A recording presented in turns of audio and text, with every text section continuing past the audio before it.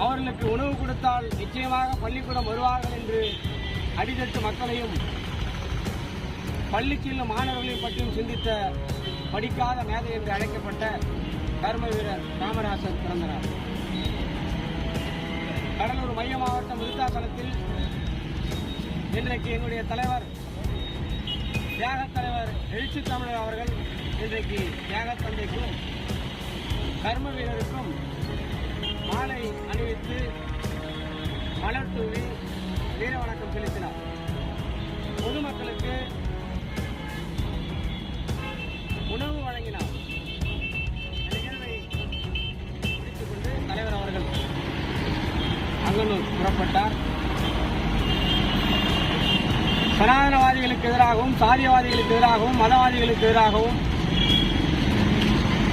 திருமணம் கூட செய்து கொள்ளாமல் தன் வாழ்க்கையை இந்த மக்களுக்காக அர்ப்பணித்த ஒப்பற்ற தலைவர் தியாகத் தலைவர் எழுச்சி தமிழர் அவர்கள்.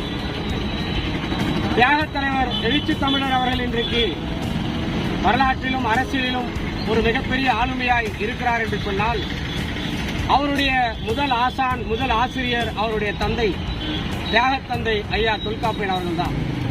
அவர்தான் எழுச்சி தமிழருக்கு வரலாற்றை சொல்லிக் கொடுத்தார். அவர்தான் எழுச்சி தமிழர் அவர்களுக்கு